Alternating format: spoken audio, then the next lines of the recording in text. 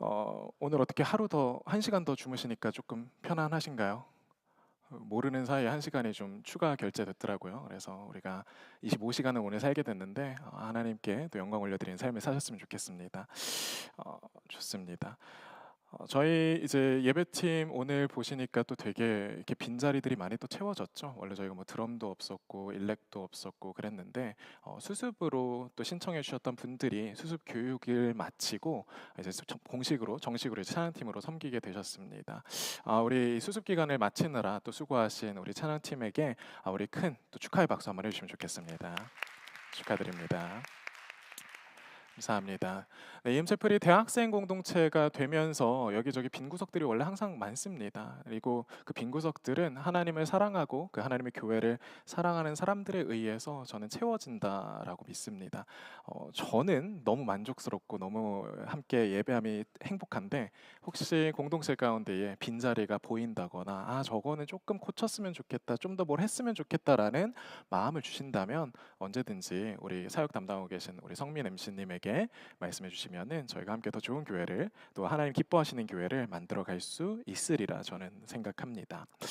또 한 가지 좀 중요한 소식이 있어요. 저희 오늘이 이음채플은 보스턴 온누리 교회의 이제 대학부입니다. 대학부 공동체입니다. 저희 이제 본 교회인 보스턴 온누리 교회가 원래는 이제 우번이라는 지역에서 예배를 드리고 있었어요. 근데 이제 저희가 이 우번이라는 지역에서 빌레리카로 옮겨가게 됐습니다. 다른 이유는 아니고요. 주차 공간이 모자라서 저희가 빌레리카로 옮겨가게 되고요. 조금 더 저희가 새로운 곳으로 하나님께서 옮겨가고 계시다라는 데 순종하면서 옮겨가고 있는 그런 교회의 이전이 있습니다. 16일에 첫 번째 예배를 드려요. 16일에 첫 번째 예배를 드리는데 이때 이제 전체 연합 예배로 예배를 드립니다. 그래서 우리 이음지체들 중에서도 혹시 우리가 본교회에 함께 우리가 연합으로 예배를 드리고자 하시는 분들이 계시다면 이날 16일 날 10시에 빌레리카에 있는 성전에서 함께 예배를 드리면 너무 좋을 것 같습니다. 이때 이제 온누리교회 위임 목사님이신 이재훈 목사님께서 오셔서 또 말씀을 전해 주시거든요. 그래서 굉장히 뜻깊은 시간이 되지 않을까 생각을 합니다. 네, 그럼 오늘 말씀 한번 우리가 이어가 보도록 하겠습니다. 오늘 엘리야 이야기 이제 마지막 이야기를 함께 나눕니다. 지난주에 우리가 들은 이야기들을 한번 조금 리뷰를 해보는 시간을 가졌으면 좋겠어요. 무슨 이야기를 들었죠? 우리가 제목은 불과 물이었는데 세상에 우리가 물을 필요로 하고 세상 사람들이 비를 필요로 하지만 사실 더 중요한 건 그 비를 내리시는 하나님의 임재, 하나님께서 내리시는 그 불이 훨씬 더 중요하다라는 이야기를 나누었습니다. 이 이야기가 어떻게 보면 영화로 생각하면은 전 너무 좋은 적합한 엔딩이라고 생각을 해요. 참 어렵고 힘든 상황에서 하나님의 말씀을 받은 하나님의 사람이 그 역경을 이겨내고 그 하나님의 일하심을 경험하면서 결국에는 갈멜산에 서서 그 갈멜산에서 바알 선지자들을 450명을 모조리 무찌르고 그리고 승리하는 역사.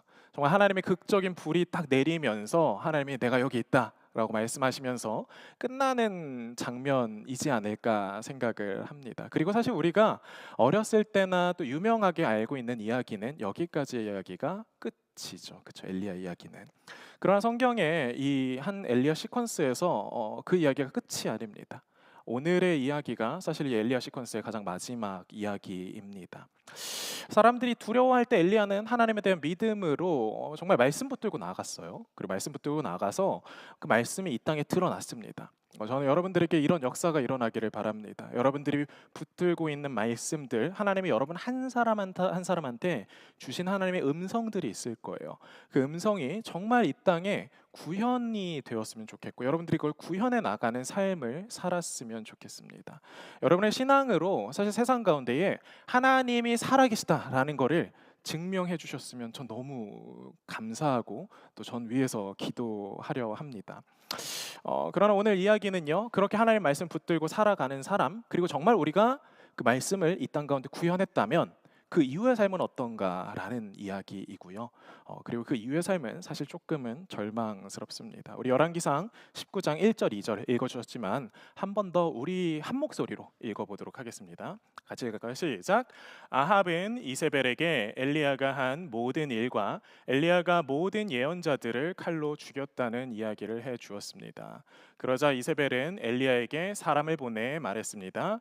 만약 내일 이맘때까지 내가 네 목숨을 죽은 예언자들 가운데 하나의 목숨처럼 되게 하지 못하면 내가 우리 신들에게서 천벌을 받아 마땅하다. 자, 그렇게 이야기가 끝났고 불이 내렸고 정말 엘리야가 승리했으면 그러면 와, 하나님 최고로 끝나야 되지 않습니까? 그런데 엘리야에게 또 하나의 위기가 닥칩니다. 야하방이요, 자기 아내인 이세벨에게 가서 이 사실을 다 일러요 아내한테. 이 아내가 지난주에도 말씀드렸지만 이 베니게라는 두로라는 그런 나라의 또 대단한 공주였기 때문에 정치적인 영향력이 굉장했거든요. 그러니까 이세벨이 어떻게 하냐면 우리가 졌구나. 그럼 우리 하나님을 찬양하자라고 마음을 돌이키는 게 아니라 이세벨이 이놈의 자식 이거 엘리야 가만두지 않겠다, 내가 죽여버리겠다라고 이야기를 합니다. 여러분, 엘리야 입장에서 생각을 한번 해봅시다. 얼마나 이게 좌절스러운 일일까요? 그렇죠? 내가 하나님의 말씀대로 살았고 하나님의 말씀을 따라 순종했는데 그러면 하나님께서 조금 내 삶이 변하진 않는다고 하더라도 내가 애쓰고 희생하고 수고한 만큼 세상이 좀 변해야 하는 건 아닙니까? 내가 정말 구현한 하나님의 말씀처럼 하나님의 나라가 임재하는 것까지는 아니더라도 적어도 그래도 이세벨이 이걸 인정은 하고, 혹은 이세벨이 정말로 어떻게 보면 하나님한테 심판을 받는 게 맞지 않겠습니까? 라고 따질 수 있다라는 거예요. 여러분, 이 영적인 싸움이 사실 우리는 목숨을 걸고 하게 되는 싸움입니다. 그냥 단순히 간단한 문제를 가지고 우리 영적인 싸움이라고 이야기를 하지 않아요. 오늘 말씀에 보면은 뭐라고 이야기를 하냐면, 이세벨이 사신의 엘리야에게 보내 이르되 내가 내일 이맘때까지는 내 생명을 저 사람들 중 한 사람의 생명과 같게 하리라라고 이야기를 합니다. 자, 불이 내렸죠? 갈멜산에서 어떤 일이 벌어지면 불 내린 다음에 엘리야가 바알 선지자들과 아세라 선지자들을 다 이제 죽입니다. 칼로 쳐서 죽여요. 너무 잔인하다라고 이야기를 하는데 여러분, 영적인 싸움은 바로 이런 거예요. 목숨을 걸고 하는 겁니다. 반대로 얘기하면 엘리야가 그 전쟁에서 졌다면 엘리야는 자기가 죽게 된다라는 이야기죠. 이게 고대에 있었던 뭔가 잔혹하고 무자비한 이야기만은 아닙니다. 오늘날도 하나님의 말씀을 가지고 살아가는 사람 중에 자신의 커리어를 걸고 믿음의 전쟁을 하는 사람들, 자신의 정말 생명을 걸고 믿음의 전쟁을 하는 사람들이 많습니다. 여러분, 되게 간단하게 생각해서 여러분 학교에서 믿음의 전쟁을 하는 것들, 이런 걸 생각해 보셔도 좋을 것 같아요. 제가 고등학교 때 좀 이제 공부에 미친 고등학교에 좀 다니고 있었어요. 네, 그 친구들이 뭘 하냐면 노트 필기를 하죠. 노트 필기를 해요. 그런데 이제 어떤 친구가 아픈 거예요. 아픈데 이 친구에게 노트 필기를 한결 이 친구가 나중에 나 좀 보여주면 안 돼요라고 이야기를 하는 겁니다. 안 보여줬어요, 이 친구가. 전 그것도 좀 그런데, 그러고 나서 얼마 뒤에 어떤 일이 벌어지냐면 이 아팠던 친구가 자기 친구의 노트를 훔쳐갖고 찢어버리는 그런 일들이 또 벌어지게 됩니다. 세상에선 사실 그 당연한 거예요, 여러분. 당연한 거라고요. 그렇죠? 여러분, 세상에서 노트를 자기 경쟁자를 이기기 위해서 보여주지 않는 건 너무 당연한 겁니다. 제가 초등학교 때 나름 공부를 좀 잘했거든요. 그러니까 이제 공부 못하는, 잘 공부를 좀 어려워하는, 못한다고 하면 안 되고 어려워하는 어떤 이제 자매가 와서 이제 숙제를 좀 도와달라고 이야기를 하는 겁니다. 그래서 숙제를 옆에서 도와주니까 초등학교 때인데 다른 친구들이 옆에서 뭐라고 얘기하냐면, 야, 그거 너 되게 뭐하러 그렇게 아무런 대가도 없이 다른 사람들을 그렇게 가르쳐줘? 차라리 그 시간에 너가 네 공부하면 훨씬 더 낫잖아 라고 이야기를 합니다. 여러분, 이런 세상에서 우리가 말씀대로 살아간다라는 건 되게 어려운 일이죠. 정말로 남들 다 공부하고 정상을 향해서 달려갈 때에 나는 잠깐 거기에서 물러날 줄도 알아야 되기도 하고요. 나는 기꺼이 다른 사람들이 좋은 학점을 받기 위해서 달려갈 때에 우리는 믿음을 지키기 위해서 조금 그것들을 내려놓아야 될 때가 있습니다. 다른 사람들이 다 컨닝을 한다라고 생각을 해보세요. 나만 컨닝을 안 하면 나만 점수가 낮게 나오는데, 여러분, 그때 여러분들 어떤 선택을 하시겠습니까? 이 영적인 싸움이 여러분 시간이 지나고 여러분들의 커리어가 발전할수록 더 강해지고 깊어집니다. 말씀대로 살려 하면 여러분 세상에서 정말 생계를 위협받게 되거나 여러분들 커리어들을 위협받게 되는 일들이 일어날 수 있다라는 거예요. 지금 엘리야가 하고 있는 건 여러분 그 전쟁에서 승리했다라는 거예요. 정말 하나님 말씀대로 세상이 볼 때 미련하다라고 이야기하는 방법대로 살았더니 진짜 엘리야에게 하나님의 불이 임했더라라는 거, 여러분 얼마나 놀라운 일입니까? 그런데 그렇게 목숨 걸고 했던 일이 엘리야에게 낭만적인 엔딩으로 끝나지 않습니다.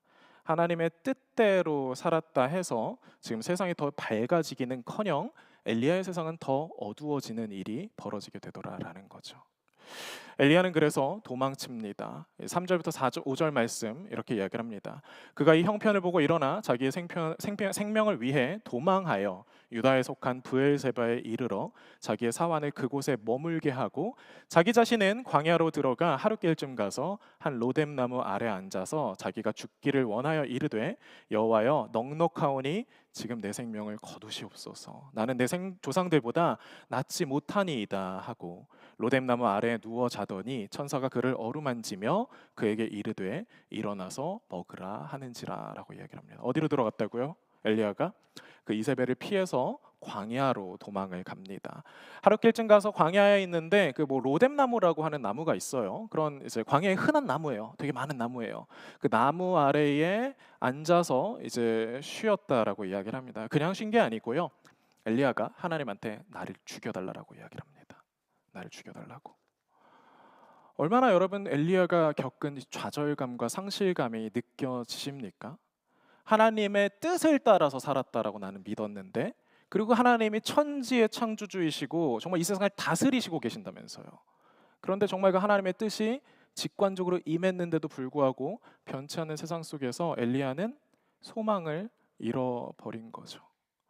여러분, 우리의 삶의 의미가 어디에 있습니까? 라고 하면 적어도 내가 어떤 팀에서 내가 의미가 있으려면 그 팀에서 내가 어떤 중요한 역할을 해야 의미가 있는 거잖아요. 나는 그 중요한 역할을 했다라고 생각을 하는데 지금 변한 건 아무것도 없는 거예요. 다른 동료들이, 다른 내 팀메이트들이 이 프로젝트를 망쳐서 나도 같이 점수가 완전히 와르르 무너진 그런 느낌이겠죠. 엘리야가 이야기를 합니다. 주님, 제가 조상들보다 낫지 않습니다. 저는 되게 지금 뭐 기독교인들에 대해서 참 불만이 많습니다. 불만이 많아요. 그렇죠? 믿는다라고 이야기를 하면서 제대로 믿고 있지 않는 어른들에 대해서, 특히 이제 한국 교회의 어른들에 대해서 저 어렸을 때 되게 불만이 많았었어요. 뭔가 툭하면 신학을 공부하고 있는데 여러분 생각을 해보세요. 여러분들이 뭔가를 공부하고 있는데 그 필드에서 자꾸 이제 위에서 지금 뭐 리딩하고 있는 리더들이 자꾸 막 신문 일면에 나와요. 얼마나 좀 좌절스럽겠습니까, 그렇죠? 우리가 신앙생활 하는데 여러분들 신앙생활 하는 거 즐거우시고 기쁘십니까? 아니죠. 여러분 어떻게 되죠? 우리가 신앙인이다라고 세상 속에 이야기하기가 부끄럽죠, 지금. 왜? 사람들이 교회 다닌다 그러면 좀 안 좋게 보니까. 그 가운데에서 여러분들이 하나님의 말씀을 가지고 나아가고 여러분들이 이겨내는 거 참 좋을 수 있어요. 엘리야가 그렇게 했다라는 거예요. 지금 자신의 조상들은 하지 못했던 거를 이 땅 가운데 불을 내리고 그 우상 숭배하는 적진 한가운데에 하나님을 드러냈다라는 거예요. 그런데 엘리야가 겪고 있고 지금 마주한 현실은 뭐라고요? 나는 내 조상들보다는 그래도 다른 사람인 줄 알았는데 나에게 임한 하나님의 말씀이 진짜니까 나 이거 들고 살면 그래도 나는 조상들보다는 조금 나은 결과를 가져올 수 있을 줄 알았는데 내가 지금 돌아보니까 내가 내 조상들보다 나은 게 하나도 없더라라는 이야기를 하고 있는 겁니다. 굉장한 좌절과 절망입니다. 여러분, 사람의 번아웃이 바로 이럴 때 옵니다. 사람의 번아웃이 언제 오냐면요. 내가 시간에 막 24시간이 있으면 막 밤잠 안 자면서 일을 해서 번아웃이 오는 게 아니고요. 여러분, 뭔가 일이 너무 많아갖고 내가 그 일을 다 하다 보니까 내가 번아웃이 오는 게 아니라 내가 여유 시간이 없고 내 취미 시간이 없어서, 개인 시간이 없어서 번아웃이 오는 게 아니라 여러분, 우리가 소망을 잃어버릴 때 번아웃이 옵니다. 우리가 이걸 열심히 했을 때 그 결과가 기대되지 않고 좌절이 될 때, 내가 정말 최선을 다해서 할 만큼 했는데도 불구하고 아무런 변화가 없을 때, 여러분 그럴 때 우리가 번아웃이 온다라는 겁니다. 여러분, 우리는 하나님의 일을 하는 것에 대해서 환상을 가지고 있습니다. 하나님의 일을 하고 나면, 그 말씀에 순종하고 나면 더 나은 미래가 나를 기다리고 있겠지. 과연 그럴까요? 제가 어제도 순장님들한테도 조금 그럼 암울한 미래들을 말씀을 드렸어요. 순장 사역을 섬김으로 정말 우리 순장님들 열심히 사역하고 계시거든요. 토요일 아침에 8시에 거의 이제 자다 일어나서 막 만나갖고 줌으로 만나서 같이 이제 말씀을 나누고 뭐 그 와중에 머리 막 돌려서 말씀에 무슨 뜻이 있는지 또 고민하고 기도하고 그렇게 하고 있습니다. 또 항상 이제 여러분 순원들을 위해서 또 기도하고 또 어떻게 하면 순몸을 더 좋게 만들어갈까 고민합니다. 그 애씀과 수고 가운데 과연 내년 이 봄이 됐을 때 아름다운 결말이 날 수 있을까? 제가 지켜본 결과로는 그럴 수도 있고 그렇지 않을 수도 있더라라는 거예요. 순장님들을 참 많은 순장님들을 만나왔고 참 많은 기수들을 지나왔는데 하나님의 말씀이 정말 그들 가운데서 왕성해지기도 하고 열매가 맺히기도 하고 열매가 맺히지 않기도 하더라라는 겁니다. 문제는 그렇게 우리가 우리의 사역의 열매를 맛보지 못했을 때 우리는 좌절하기 쉽다라는 겁니다. 자, 그렇게 좌절했을 때 여러분 우리가 좌절할 수 있다라는 거예요. 여러분들이 열심히 공부를 하고 열심히 이 대학 생활을 했는데 나중에 졸업하고 나니까 전혀 내 전공과 다른 일을 하고 있어. 그럼 얼마나 또 좌절스럽고 실망스럽겠습니까? 여러분 여기에서 열심히 사용하고 애쓴 시간들이 있는데 그 시간이 아무런 결말을 맺지 못합니다. 얼마나 좌절스럽겠습니까? 열심히 사랑했어요 어떤 사람을. 근데 그 사랑의 끝에 이별의 통보가 있다면 여러분 그 사귀었던 시간, 내가 이 사람에게 공들였던 에너지, 들였던 돈 얼마나 아깝고 허무합니까? 그럴 때 우리에게 번아웃이 오고 그럴 때 우리에게 좌절이 찾아온다라는 거예요. 엘리야는 지칩니다. 번아웃이 오고 소망을 잃고 쓰러집니다. 세상에 그 증거를 보였는데도 세상이 변하지 않습니다. 자, 이렇게 지쳐 있을 때 하나님이 무엇을 하시는지 봅시다. 6절, 7절 그리고 10절까지 함께 볼게요. 엘리야가 둘러보니 머리맡에 뜨거운 수트로 구워낸 빵 한 덩이와 물 한 병이 있었습니다. 그는 그것을 먹고 마시고 난 뒤 다시 누웠습니다. 여호와의 천사가 다시 와서 그를 만지며 말했습니다. 일어나 뭘 좀 먹어라. 네 갈 길이 아직 멀었다. 그리하여 그는 일어나 먹고 마셨습니다. 그 음식으로 기운을 차린 뒤 엘리야는 밤낮으로 40일 동안을 걸어가서 하나님의 산인 호렙산에 이르렀습니다. 그때 여호와께서 엘리야에게 말씀하셨습니다. 엘리야야, 여기서 뭘 하고 있느냐? 엘리야가 대답했습니다. 저는 만군의 하나님 여호와를 매우 열심으로 섬겼습니다. 그러나 이스라엘 자손들이 주의 언약을 버리고 주의 제단을 부수며 주의 예언자들을 칼로 죽여서 이제 저만 혼자 남았습니다. 그런데 저들이 이제는 제 목숨을 빼앗으려 합니다. 지치고 힘들 수 있습니다. 그렇죠? 하나님께 실망할 수 있어요, 여러분. 그럴 때 하나님 뭐 하시냐? 하나님 먹이셔요.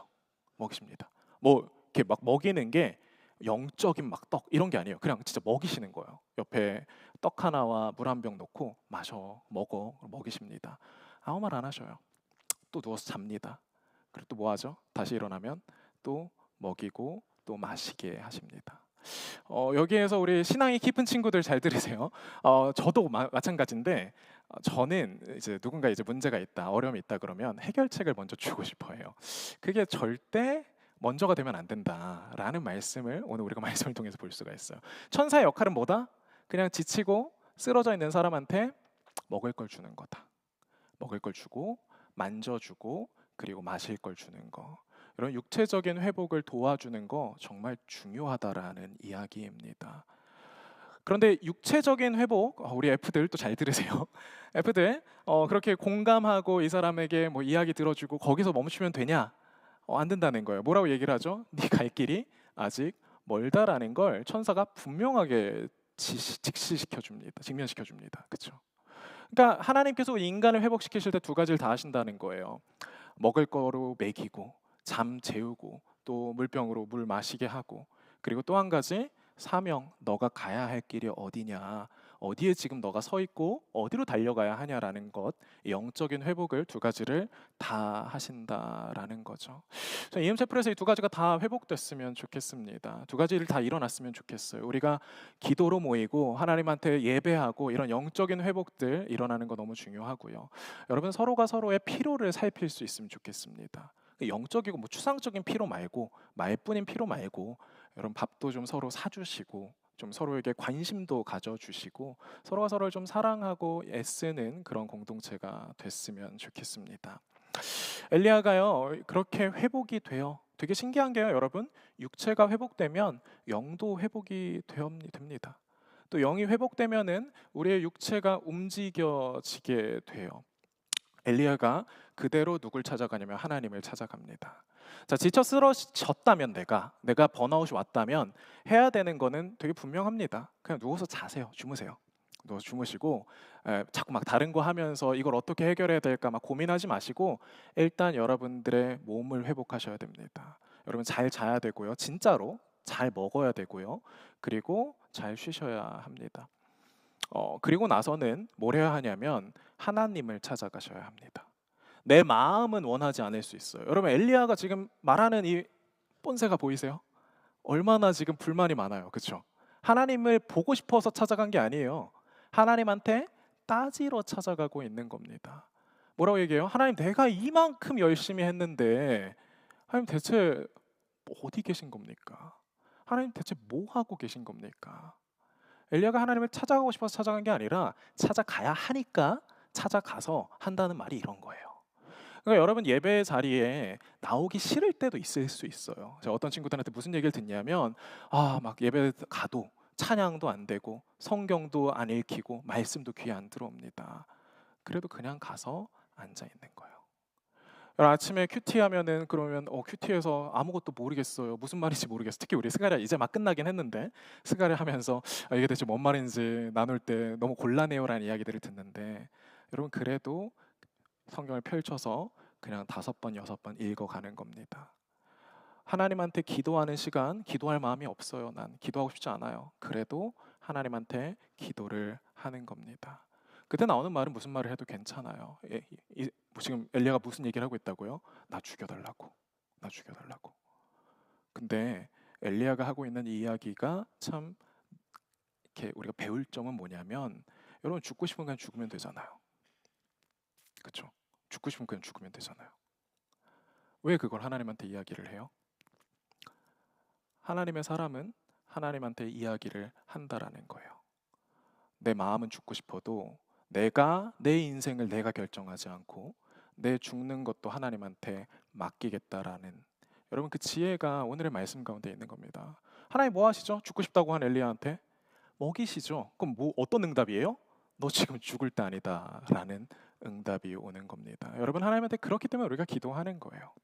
나는 죽고 싶고 나는 지금 뭐 이 사람이랑 뭐 헤어지고 싶을 때도 있고 나는 지금 내가 하는 일들을 그만두고 싶을 때도 있고 아니면 나는 저기 가고 싶을 때가 있을 때 그 결정과 그 권한을 하나님한테 맡겨드리는 것 심지어 그게 내 목숨이라고 하더라도 하나님의 사람은 주님 이 목숨 내 목숨 아닙니다 라고 고백할 줄 아는 사람이죠.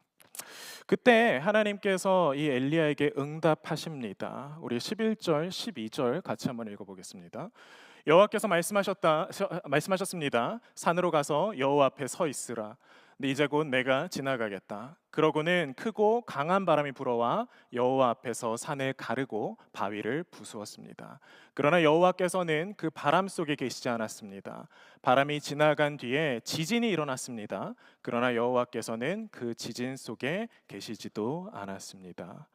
또 지진이 물러간 뒤에는 불이 있었습니다. 그러나 여호와께서는 그 불 속에 계시지도 않았습니다. 그런데 불이 지나간 뒤에 작은 소리가 들렸습니다. 하나님께서 엘리야에게 이제 응답하십니다. 하나님 뭐 나만 남았습니다. 이거 뭐 하시는 겁니까? 라고 따지는 엘리야에게 하나님께서 말씀하셔요. 여호와께서 지나가시는데 산을 가르고 바위를 부수는 아주 강한 바람이 붑니다. 먼저. 근데 거기에 여호와께서 계시지 않았습니다. 거대한 지진이 일어납니다. 거기에도 여호와께서 계시지 않습니다. 지진 후에 불이 일어나요. 거기에도 계시지 않습니다. 여러분 이 바람, 지진, 불 이런 모든 것들이 고대 사람들이 느끼기에는 이건 정말 신만이 할 수 있는 일들이다라고 여기던 것들이었어요. 그렇지 않겠습니까? 갑자기 뜻하지 않게 거대한 허리케인이 불어오고 여러분 지진이 나고 불이 떨어지고 그리고 실제로 우리가 성경을 쭉 읽어보면 이 내용들이 하나님께서 이스라엘 백성들을 만나실 때 또 이후에 다른 하나님의 사람들을 만나실 때 일어나던 일들이기도 해요. 여러분 바로 이 직전장에도 그렇잖아요. 하나님이 어떻게 등장하셨다고요? 하나님의 임재가 불로 나타났다고. 근데 갑자기 19장이 되더니 그 불 안에도 하나님이 계시지 않았더라라고 이야기를 합니다. 여러분, 사람들이 하나님의 일을 착각한다라는 거예요. 크고 강한 바람, 바위도 부수고 그 앞에 산도 떠는 바람, 뭐 이런 바람이나 모든 것들을 집어삼키는 지진이나 또 분명하게 누가 봐도 너무나 분명하게 떨어지는 불과 같은 것들, 여러분 크고 웅장하고 인간이 할 수 없다라고 여겨지는 것들, 여러분 그 가운데 하나님이 계시다라고 사람들은 착각합니다. 그걸 보고 우리는 여호와 하나님이라고 착각해요. 모든 사람들이 보고 여호와 하나님임을 인정할 수 있는 것들이 있어요. 그렇죠? 어떤 게 있죠? 뭐 부흥의 물결 같은 것들, 여러분. 뭔가 하나님께서 정말 하나님의 사람들을 통해서 제가 뭐 말씀드렸던 것처럼 노예 제도를 완전히 철폐시킨 정말 위대한 그런 우리 신앙의 선배들이 했던 일 같은 것들, 여러분 그런 것들 분명히 불입니다. 그렇죠? 사람들이 누가 봤을 때에도 와, 이런 거는 인간이 할 수 없는 건데 정말 하나님의 말씀을 받은 사람들이 그 일을 해낼 때가 있더라라는 거예요. 여러분들의 인생에서 여러분 이 불이 임할 수도 있고 여러분 가운데에 이루어질 수도 있어요. 그런데 기억하셔야 하는 건 하나님의 포커스는 그 불 가운데 있지 않다라는 거예요. 이게 좀 많이 헷갈리실 수 있어요. 뭐지? 노예 해방하면 너무 좋은 거 아닌가? 지금 있는 우리가 사회적인 문제들 그리고 영적인 문제들을 해결할 수 있으면은 그거야말로 바로 하나님의 증거가 아닌가? 하나님의 증거는 되죠. 그러나 하나님 그 자신은 아니라는 이야기예요. 네, 우리 너무나 많은 사람들이 뭘 착각하냐면 그 증거와 증거를 주시는 하나님을 헷갈립니다. 내 마음에 여러분 예배 드리는데 또 어디에서 내가 신앙생활 하는데 뜨거운 감동이 있었어요. 이거 뭐예요? 하나님이에요? 아니면 하나님 주신 불이에요? 하나님 주신 불이죠. 근데 착각하면 뭐라냐면 이게 하나님이라고 생각을 합니다. 내가 수련회 때 가서 만났던 하나님이라고 착각합니다. 만났죠, 하나님을. 내 안에 증거를 주셨죠. 그러나 그 하나님과의 증거는 여러분 다른 거라는 거예요. 연결되어 있지만 이 불에 집착하는 사람들은 뭘 계속하냐면 이 불을 찾아다닙니다. 어디에서 불이 임할까? 내가 여기에서 이렇게 예배 드려봤는데 여긴 불이 없네. 그럼 여긴 아닌가 보다. 여기에서 내가 신앙생활 해봤는데 여기도 불이 없네. 여긴 그럼 하나님 안 계신가 보다. 관계에서도 마찬가지죠. 연애할 때 여러분들 하나님의 뜻 이런 거 이야기하는 사람들 진짜 조심하셔야 돼요. 왜냐하면 착각하는 거예요. 자꾸 누군가를 만날 때도 우리는 하나님의 뜻을 찾아요. 그렇죠? 하나님이 너랑 만나라고 나한테 하나님의 뜻을 보여주셨어. 왜? 내 마음이 지금 불타고 있거든. 뜨겁거든. 그럴 수 있죠. 그렇죠? 감정이 일어날 수 있죠. 그리고 사실 우리가 연애할 때 제일 누릴 때 기쁜 게 뭐죠? 그 감정이잖아요. 행복하잖아요, 그게. 이거면은 내가 평생을 이 사람이랑 같이 이 시간이 멈췄으면 좋겠고, 되게 신적인 감정이죠. 그런데 어느 순간 그 감정이 이제 사그라듭니다. 그럼 뭐라고 얘기하죠? 더 이상 내가 널 사랑하지 않나 봐. 더 이상 너한테 하나님의 뜻이 느껴지지 않아. 뭐죠? 헷갈리고 있는 거죠. 이 불과 이 불을 주시는 하나님을. 연결이 되어 있어요, 분명히. 하나님은 감정으로 말씀하시기도 합니다. 저는 우리 예배 가운데에 하나님 불러일으키시는 뜨거운 감정들이 있었으면 좋겠어요. 그런데 여러분은 헷갈리지 않으셨으면 좋겠습니다. 오늘도 이제 드럼이 들어와서 참 너무 좋다. 우리 도규형제 뭐 다른 우리 정인자매도 그렇고 학주형제도 그렇고 너무 좋은데 감사한데 근데 그게 여러분 거기에 우리가 속으면 안 된다라는 이야기예요. 그러면 하나님은 어디에 계시냐? 하나님은 그 뒤에 말씀하시는 그 하나님의 세미한 소리 가운데 계시다라는 거예요. 이 불에 집착하게 되면 여러분 우리는 반드시 지칩니다. 왜? 불을 이루는 데에도 힘들고요. 이 불이 일어났다라고 하더라도 여러분 세상은 변하지 않을 거기 때문에 그래요. 세상은 불을 봅니다. 하나님께서 와 이건 진짜 하나님의 일이다라는 것들을 봅니다. 그래도 여러분 세상은 하나님을 깨달을 수도 있고요. 깨닫지 못할 수도 있어요. 모세가 홍해를 갈랐고 그 뒤에 이스라엘 백성들이 그 홍해를 기적을 체험합니다. 그러나 그 하나님의 놀라우신 역사를 본 이스라엘 백성들이 하나님을 계속 잘 따랐더라? 아니죠. 모세가 얼마나 절망했겠습니까? 다윗이요 다른 사람들 다 보는 앞에서 골리앗을 쓰러뜨립니다. 정말 조그만 소년이 골리앗이라는 큰 거인을 쓰러뜨리는 역사를 일으켜요. 그리고 나서 다윗이 어떻게 되는지 아세요? 그 전에 다윗 맞아, 되게 중요한 거 있는데 다윗이 그 전에 기름 부음도 받아요, 하나님한테. 근데 기름 부음도 받고 결과도 보여주고, 그러고 나서 다윗이 어디로 가는지 아세요? 광야로 쫓겨납니다. 사울 왕이 눈에 불을 켜고 이 다윗을 죽이려고 해요. 여러분, 사람들이요, 우리가 보여주는 불 때문에 변하지도 않습니다. 내 삶에 하나님의 말씀이 계실 때 분명히 위대한 일, 놀라운 일 일어날 수 있을 거예요. 그런데 그 일에 여러분 속지 마시고 그 일을 쫓아가지 마시라는 거예요. 사람들이 인정할 만한 일이 일어날 겁니다. 그러나 세상은 여전히 어두울 거예요. 여러분을 통해서 이 땅에 내린 불 때문에 세상은 바뀌지 않습니다. 여러분, 오히려 이 불 때문에 헷갈려하는 사람들이 생기게 됩니다. 왜냐하면 이 불이라는 건 하나님께서 주시기도 하지만 그러나 거짓 선지자들도 줄 수 있는 거거든요. 계시록 13장 13절에 이렇게 이야기를 합니다. 큰 이적을 행하되 심지어 사람들 앞에서 불이 하늘로부터 땅에 내려오게 하고, 누굴 얘기하는 건지 아세요? 거짓 선지자들을 얘기하는 거예요. 그러니까 불을 쫓아가는 사람들, 불 속에, 대단한 역사 속에 하나님이 계시다, 내 마음에 불타는 감정 속에 하나님이 계시다라고 착각하는 사람들은 뭐에 속기 쉽냐면 여러분, 거짓 선지자들에게 속기 쉽고, 여러분 세상에서 하나님이 아닌 것으로 나아가기 쉽고, 혹은 오늘 엘리야처럼 이렇게 번아웃이 와서 지쳐 쓰러지게 되는 그런 결말들을 갖게 되더라라는 거죠. 그러면 우리는 이제 하나님이 어디 계시냐라고 묻습니다. 하나님의 뜻을 우리가 어떻게 알 수 있냐고. 너무 단순하죠. 그 뒤에 오는 세미한 음성 가운데 하나님의 말씀이 있습니다. 여러분, 사실 처음부터 이거였어요.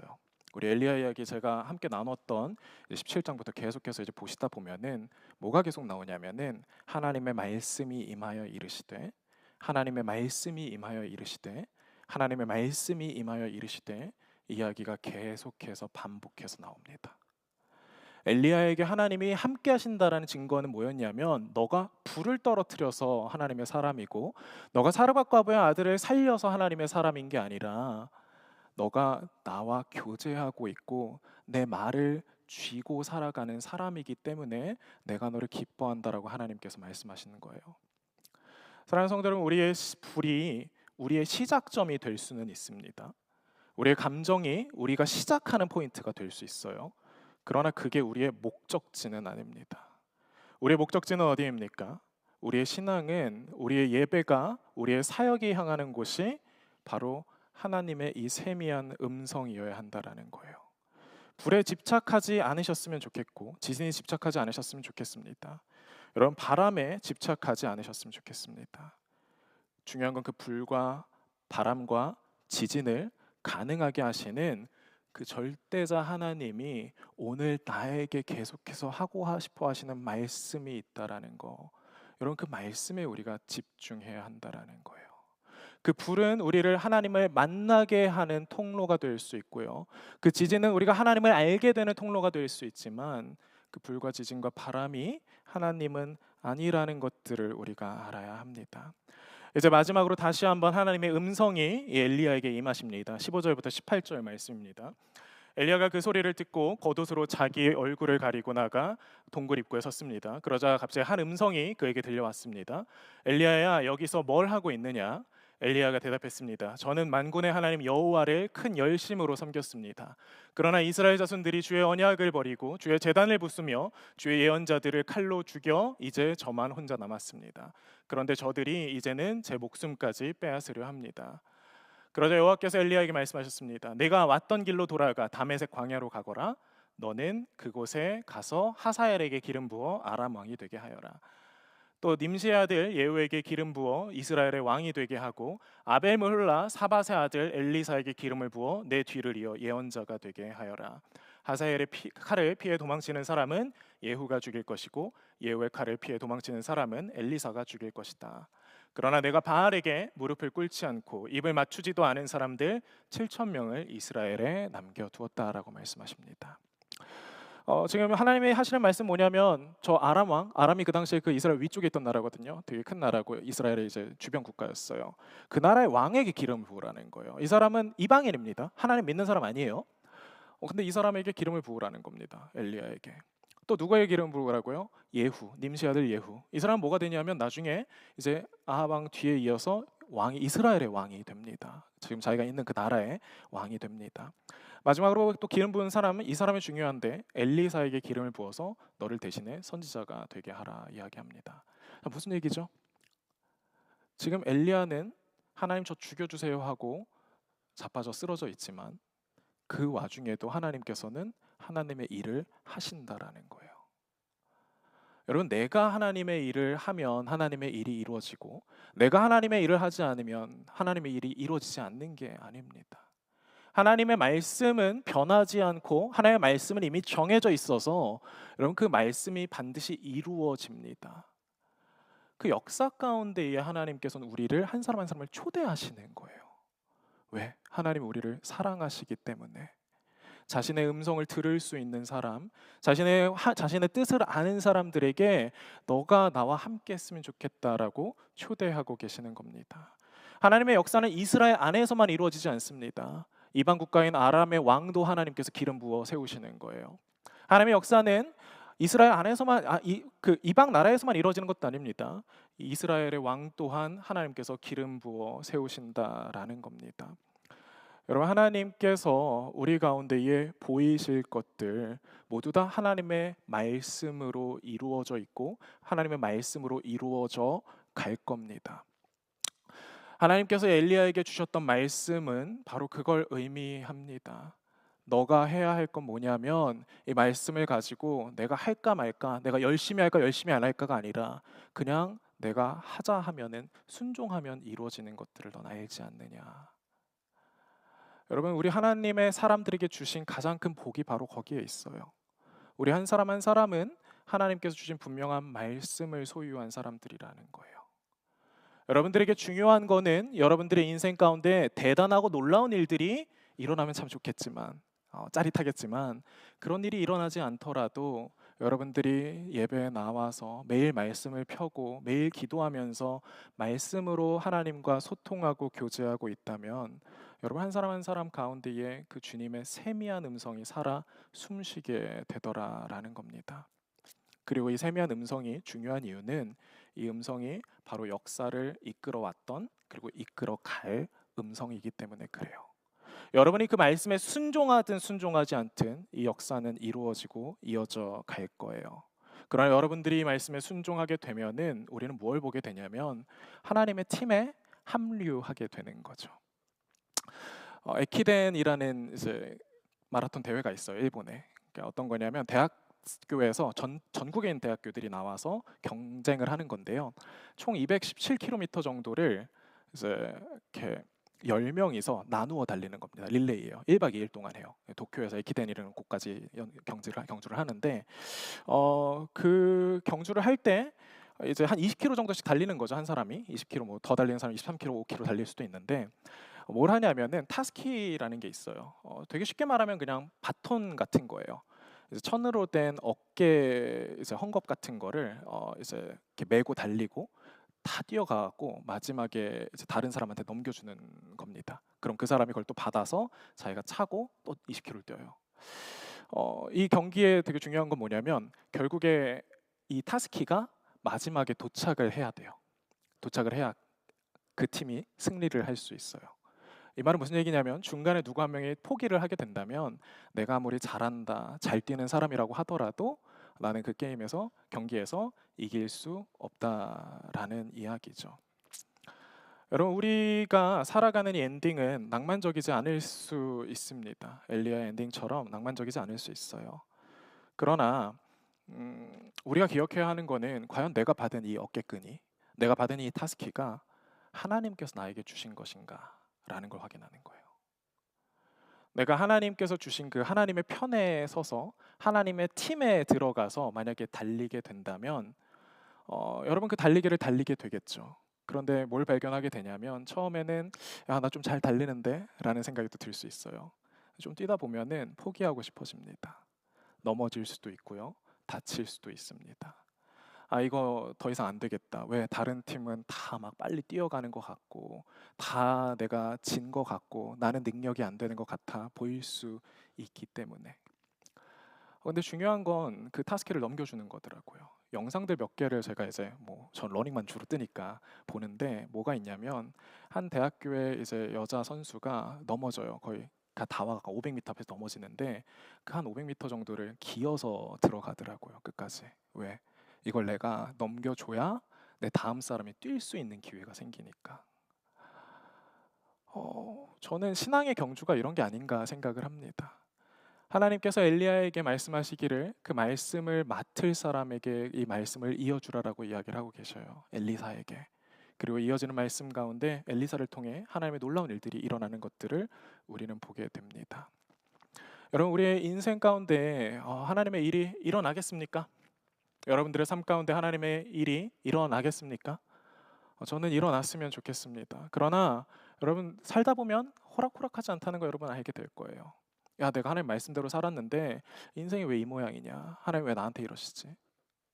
근데 그럼에도 중요한 건 뭐냐면 일어나서 다시 뛰어가는 겁니다. 왜?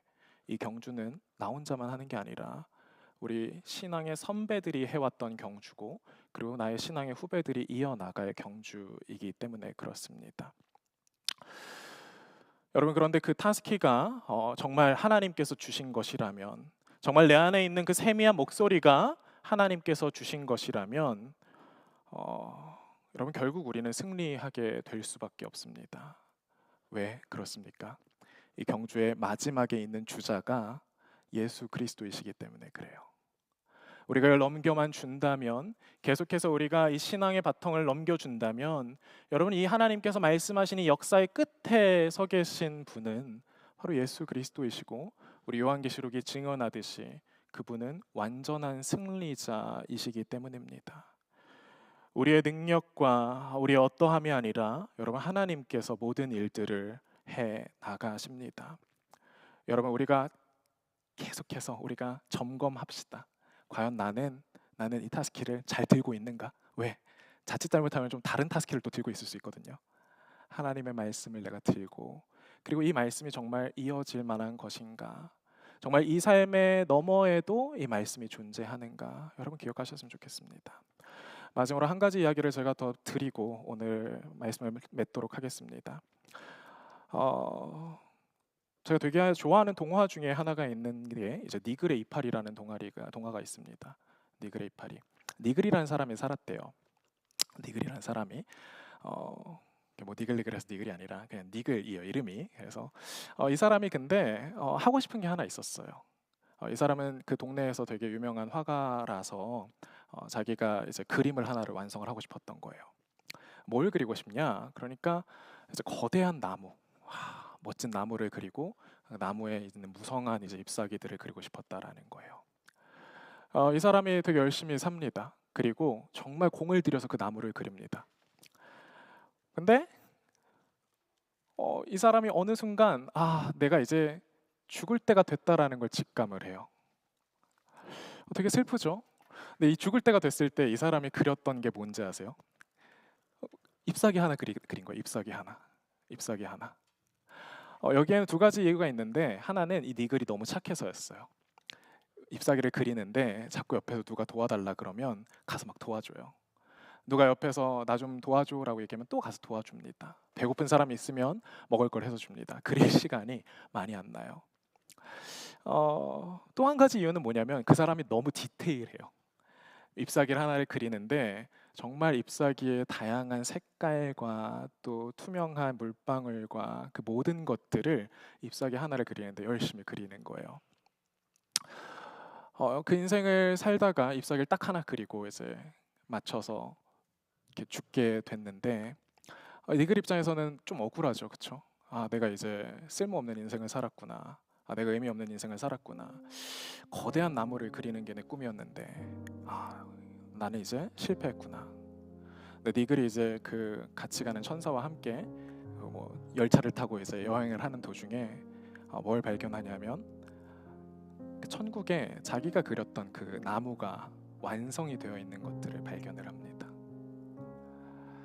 그리고 이렇게 얘기해요. 와, 저건 선물이야라고 이야기를 합니다. 이게 누가 쓴 거냐면 여러분 반지의 제왕 아세요? J.R.R. 톨킨이라고 있어요. 톨킨이 쓴 동화책이에요. 이걸 쓴 이유가 이게 너무 자기 인생 같다라는 거예요. 왜? 톨킨 책들 한번 읽어보신 분들 알겠지 모르겠지만 정말 어마어마한 세계관이 있는 그런 작품들이거든요. 실마릴리온부터 해갖고 다 완성을 하려 했는데 다 완성을 못했어요. 결국에는 너무 왜 디테일도 장난 아니고요. 그리고 자기가 그리고 싶었던 것들이 대단했거든요. 근데 톨킨이 이제 죽고 난 다음에 결국에 우리가 그 반지의 제왕을 영화로도 보고 이제 작품들을 볼 수 있게 된 이유는 그 아들이 그 자녀들이 그 아버지의 유업을 이어서 계속해서 그려나갔기 때문이라고 이야기를 합니다. 여러분 우리가 쫓는 삶이 이 죽음 너머에도 그려져 있겠습니까? 여러분들이 일주일 동안 너무 수고하고 애쓰고 몸까지 버려가면서 공부하고 있는데 그걸 한번 물어보셨으면 좋겠어요. 내가 따라가고 있고 내가 달려가는 이 삶이 내 죽음 너머에도 그려져 있을까? 사랑하는 이음채필 가족 여러분, 진짜 정말 하나님께서 그 뜻을 기뻐하신다면, 여러분 안에 있는 그 작은 음성이 하나님의 음성이라면 여러분 그거면 된 것 아니겠습니까? 내 앞에 불이 떨어지든 않든, 지진이 일어나든 지진이 일어나지 않든, 여러분 내 안에 있는 하나님의 음성이, 세미한 음성이 진짜 하나님께서 주신 음성이라면 그거면 된 거 아닐까요? 넘어져도 쓰러져도 여러분 쉬어가도 괜찮습니다. 여러분들의 인생이 하나님께 달려있기 때문에 그래요. 내가 그리고 있는 이 그림이 결국 주님께서 그 그림을 완성하실 것이기 때문에 그렇습니다. 그게 우리가 살아가고 있는 이 세계의 원리고요. 그리고 우리가 무수히 보는 이 세상의 증거들입니다.